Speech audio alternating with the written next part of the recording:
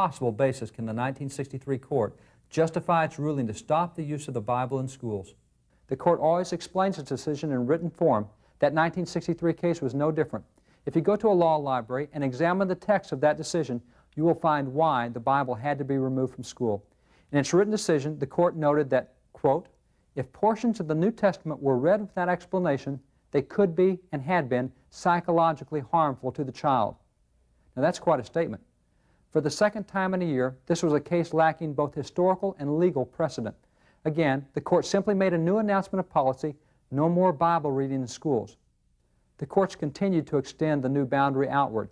In 1965, in the case Reed v. Van Hoven, the court determined that it was possible for students to pray over their lunch at school so long as no one knew they were praying. They couldn't say words or move their lips, but they could pray if no one knew about it. In 1967, in DeKalb v. Despain, the court took a 4-line nursery rhyme used by a K-5 kindergarten class and declared that nursery rhyme unconstitutional. The court explained that although the word God was not contained in this nursery rhyme, if someone were to hear the rhyme, they might think that it was talking about God, and that would be unconstitutional. This trend continued in case after case, year after year. In 1 year alone, 3 cases made the courts challenging the right of students to see copies of the Ten Commandments while at school. The Supreme Court accepted the Stone v. Graham case from Kentucky, where a copy of the Ten Commandments was hanging in the hallways of the schools. The court acknowledged that the Ten Commandments were passive displays. That is, they simply hung on the walls just like a picture of George Washington. They were not part of any class or any curriculum. They just hung there. A student could look at them if he wanted to, and if he didn't, fine. Yet notice the court's ruling under the redefined First Amendment. The court said, if the posted copies of the Ten Commandments are to have any effect at all, it will be to induce the school children to read, meditate upon, perhaps to venerate and obey the commandments. This is not a permissible objective. That's quite a statement. You can't let kids see the Ten Commandments because if they do, they might obey them. Things like don't steal, don't kill, and that would be unconstitutional. When the court declares something unconstitutional, it is inferring that our founding fathers, the men who drafted the Constitution, would have opposed it. Yet notice what James Wilson had to say about this. James Wilson was a signer of the Constitution, an original justice on the U.S. Supreme Court, and co-author of America's first commentaries on the Constitution.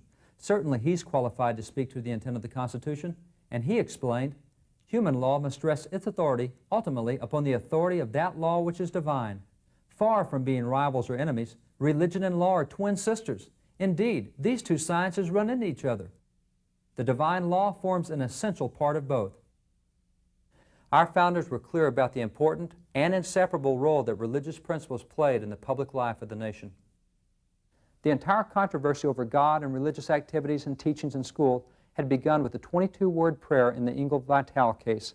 That 22-word prayer, the prayer that led to the removal of all prayers from America's schools, simply said, Almighty God, we acknowledge our dependence upon Thee, and we beg Thy blessings upon us, our parents, our teachers, and our country. That prayer, which only acknowledged God and didn't even contain the word Jesus, was a bland prayer. It was so bland that 8 years later, when a court was discussing that prayer, it described that prayer as a, quote, to whom it may concern prayer. That bland prayer acknowledged God only once. That one acknowledgement of God is the same number of times that God is acknowledged in the Pledge of Allegiance and only 1/4 the number of times that God is acknowledged in the Declaration of Independence. Yet it was unconstitutional. Since this simple prayer acknowledged God, the court went so far as to find out what percentage of the nation did believe in God. In the 1963 case, Abedin v. Shemp, the court reported that only 3% of the nation professed no belief in religion, no belief in God. 97% of the nation believed in God. That prayer was consistent with the beliefs of 97%. Nonetheless, the court took another first. It sided with the 3% against the 97%. This was the first time in America's history that 3% had become a majority. 3% had always been a minority, but now the philosophy of the 3% would be the philosophy under which the 97% must conduct its affairs. The 4 categories in that prayer which petitioned God's blessing were students, families, schools, and the nation. There are numbers of court cases readily available which show that until 1962-63, the courts consistently ruled using biblical principles and following biblical guidelines in all 4 of those areas. For example, in the area of families, even in 20th century divorce cases, a court explained that divorce was allowed for very few reasons, and that the reason was because the Bible allowed very few reasons. The court pointed out that it had not made the family, God had. Therefore, it didn't have a right to regulate something it had not made. The courts even went into a Bible lesson. It explained that in the beginning, God had made Adam and Eve. God made the first family, and then the court continued through a history of God's dealings with the family, concluding that since it was God who had created the family, the court would use His rules in dealing with it. The same policy not only held with the court's rulings on families, but also in the court's rulings on the nation, schools, and students as well. But in 1962-63, the Supreme Court reversed that position and announced that those rules and policies caused, quote, psychological damage. Did the court's decision to change national policy and to separate God's principles from its rulings have any effect? Let's examine each of the four categories, beginning with students.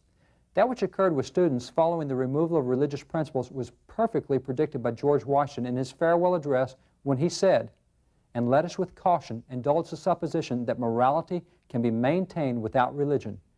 Whatever may be conceded to the influence of refined education on minds, reason and experience both forbid us to expect that national morality can prevail in exclusion of religious principle."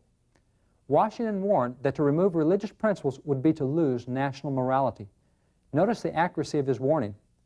This chart shows pregnancies for unwed girls ages 15 through 19. For decades prior to 1962-63, birth rates for unwed teen girls had remained relatively stable. However, with the court's separation of religious principles from students, birth rates for unwed girls have now increased every year since 1962-63. This chart represents pregnancies for high school girls, but even birth rates for girls 10 through 14 years old have increased 553% since the removal of religious principles. This is a strong correlation. Perhaps it's merely coincidental, but it is both complete and striking. It is further significant to note that every moral measurement which exists for students breaks violently upward with the separation of religious principles from the lives of students in 1962-63. Notice this category: sexually transmitted diseases to high school students. Notice how low sexually transmitted diseases had been. Notice the point when religious principles were prohibited. Notice a dramatic increase. The same is true for every moral measurement among youth. Again, each of these categories was showing overall declines prior to 1962-63, but with the first ever separation of religious principles from students, a violent upturn occurred on every chart and in every moral measurement. Washington was correct. The next category over which God was acknowledged in that simple prayer, in which the courts had maintained the use of biblical principles prior to 1962, was that of our families, or our parents. What happened when we abandoned the use of God's principles when dealing with families? Consider the area of divorce. Statistically, the divorce rate had been steadily declining for years and even decades prior to 1962-63. Beginning in 1963, the divorce rate skyrocketed. The United States has now become #1 in the world in the rate of divorce. It is again striking that every measurement related to the breakup of the family statistically skyrocketed in 1963 with the separation of biblical principles from public policy. Single-parent families are now up 140%. Single-parent families with children are now up 160%. Even family morality is dramatically different. Unmarried couples living together are now up 536%. Again, each of these categories had been stable for years prior to 1962-63, and then the dramatic increases correlate exactly to the court's rejection of those standards which had been applied to the family for 170 years previously. The third category in which God's assistance was petitioned was our schools. What happened when we barred God and His principles from our schools? The SAT test, the Scholastic Aptitude Test, is an excellent indicator. The SAT test has been in America since 1926, and in 1941 it was placed on the same scale that is still used today. Prior to 1963, there were never more than 2 consecutive years where the scores either rose or declined. But beginning in 1963, scores plummeted for 18 consecutive years. Unprecedented. Scores are now so low that the Department of Education states that this is the first time in America's history that we are graduating out a generation of students who academically know less than their parents did. The SAT test is the same test their parents used. It's been the same since 1941, yet there is nearly an 80-point difference between the two generations. In 1962, there were only 1,000 Christian schools in the nation, but once it became obvious that things like prayer, Bible, and the Ten Commandments would be forbidden, there was a marked explosion in the number of religious and particularly Christian schools. By 1984, the number of Christian schools had burgeoned to 32,000 schools. Currently, 8.5 million students, approximately 12% of the student population, attends private religious schools. According to the board responsible for the SAT test, the scores of students from private schools are nearly 80 points higher than those from public schools, which places them at the same level of scores prior to 1962-63. For private religious schools, it's as if no change had ever occurred. But for public schools, their scores are still continuing to decline. Another indicator of the impact that religious principles and religious schools have had on American education is found in the academic cream of the crop, the nation's academic elite, the National Merit Semifinalists. These are the top 0.5% of the nation's students. Now, according to the Department of Education, 12.4% of the nation's students attend private religious schools. 87.6% attend public schools. Since 12% of the nation's students attend private religious schools should produce 12% of the nation's cream of the crop, and 88% of the nation's students in public schools should produce 88% of the nation's cream of the crop. Yet that is not what is occurring. For example, in recent testing, that little group of 12.4% of the nation's students from private religious schools was producing 39.2% of the nation's top academic scholars. That's a level 3 times larger than its size. That's a phenomenal differential. We showed these statistics to a U.S. congressman. He looked at them and stated, "That makes perfect sense to me," he said. He said, "When you're talking about private schools, you're talking about money. You're talking affluency." He said private schools ought to get better scores than public schools. We investigated to see if that would be true and found that according to the Department of Education, the average private school costs $2,200 per student, while the average public school costs $5,400 per student. Private schools, with 2/5 the funds, are proportionally turning out a percentage of academic scholars 3 times higher than public schools.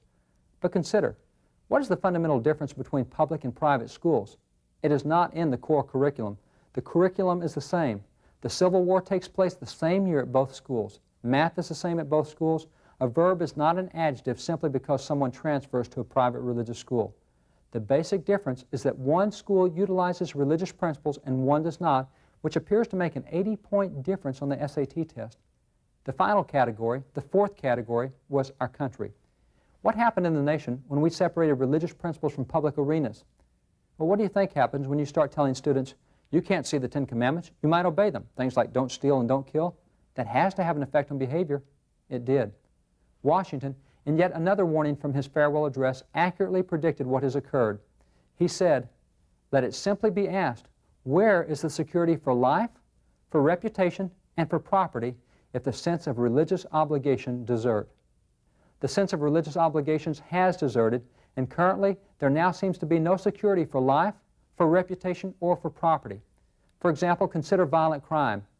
After having remained statistically stable for years, since the removal of religious principles in 1962, the number of violent crimes has now surpassed population growth by 794%, causing the United States to become the world's leader in violent crime.